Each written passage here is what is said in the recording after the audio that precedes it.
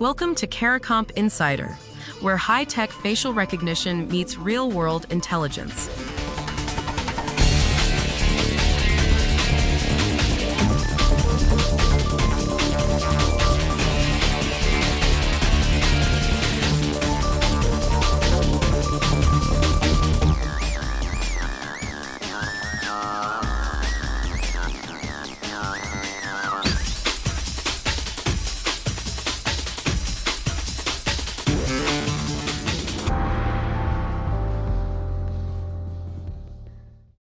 In 2024 alone, attackers used synthetic video, cloned voices, and fabricated emails to steal more than $200 million from organizations worldwide.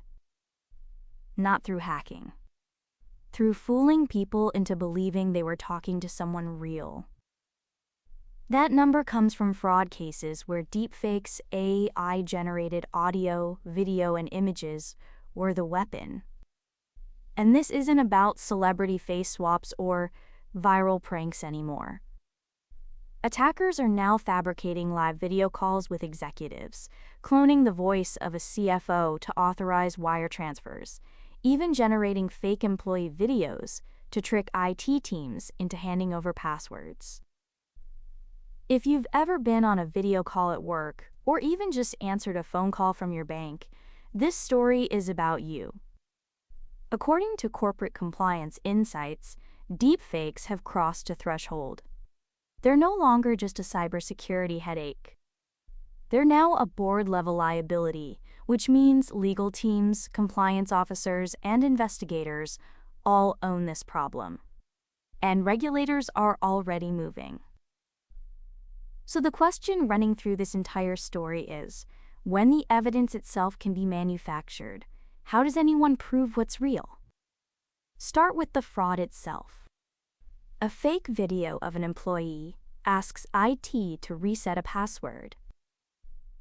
Unlike a phishing email full of typos, a deepfake video adds a face, a voice, and body language.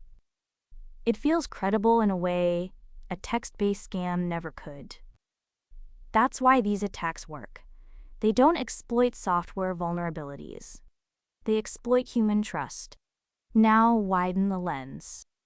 The European Commission opened formal proceedings against major platforms in January of 2026 under the Digital Services Act.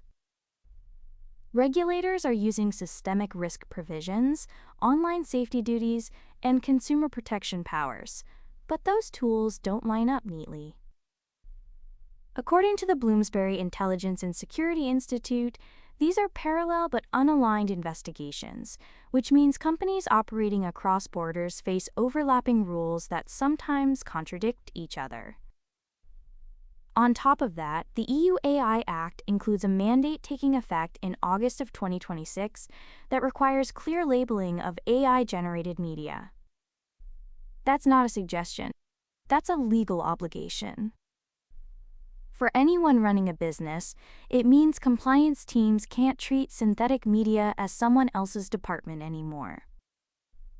And for anyone who's ever shared a video online without thinking twice, that labeling mandate exists because regulators have decided the average person deserves to know whether what they're watching was made by a human or a machine.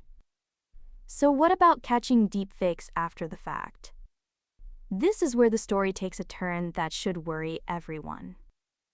According to a study from CSIRO, Australia's National Science Agency, researchers tested 16 leading deepfake detection tools. Not one of them could consistently identify deepfakes in real-world conditions.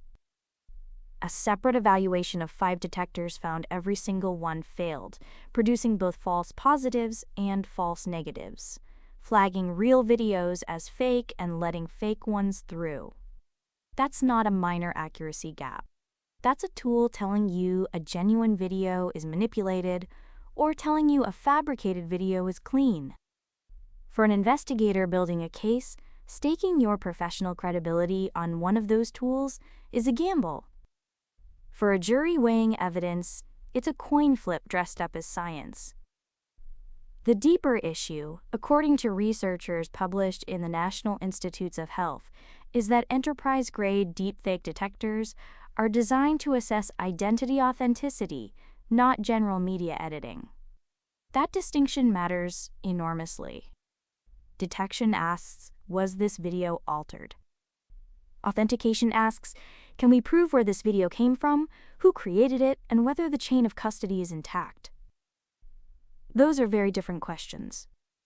And when the systems that answer those questions are transparent about which features, which audio segments, which parts of an image drove their conclusions, forensic experts and lawyers can actually understand and defend those findings in court. Without that transparency, you've got a black box saying fake or real, and no way to explain why. Most people assume better detection tools will solve this. They won't.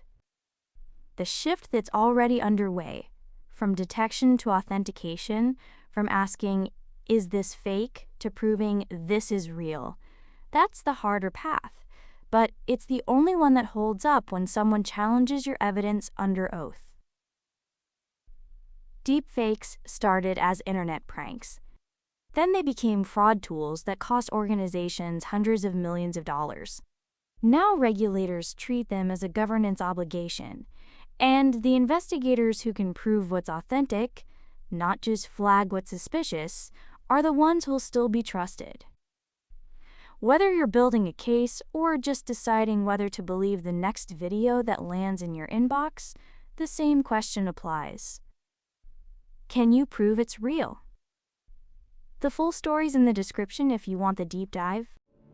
Now you know something most people in this industry don't. Use it.